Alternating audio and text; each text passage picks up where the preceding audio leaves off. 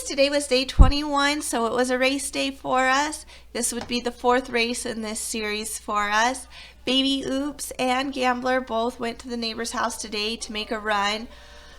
Baby Oops did great, as well as we could expect. It was exactly like last week's run, except we actually caught it on camera, yay.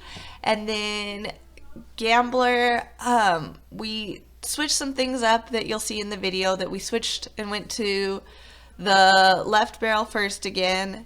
With him being blind in that left eye, I just think it's better for us to have one barrel that he can't see very well than two barrels that he can't see very well, even though he is left lead dominant.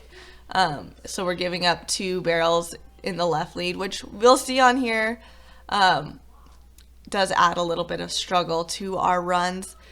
But overall, I am happy to see some improvement this week. I'm hoping that next week we will see even more improvement, and we will get to meet our goal times.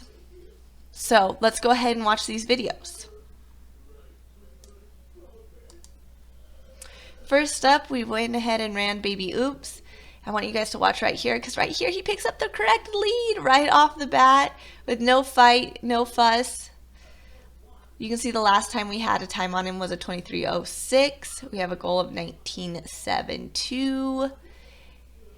We do break down around the outside of that barrel, which I think is from overdoing the overturn pattern a little bit, because he was thinking that we were going to way overturn that. But I don't care, because he finished it and it looks really nice.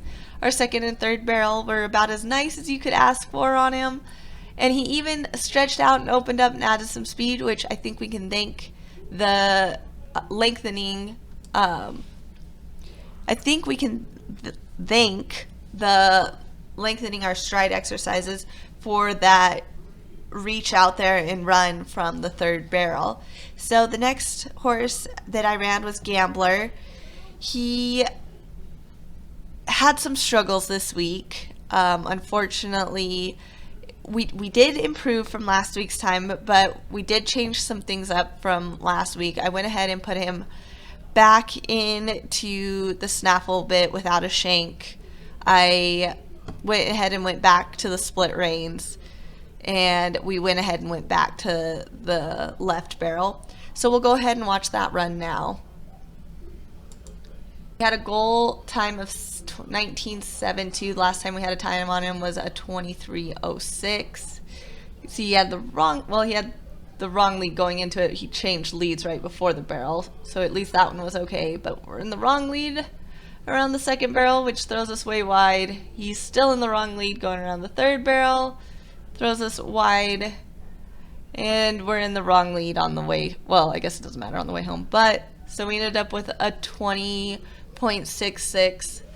So I think this week what we're going to focus on for him is just making sure that, first of all, that we're going into each barrel with the correct lead. Just as we do our slow work, we'll pick up, as we go to those next barrels, we're just going to pick up those correct leads. This week we mostly just trotted the patterns, so we didn't work too much on leads, which is fine. We can kind of see where we were struggling, so I'm going to pick it apart and come back and work on our leads a little bit.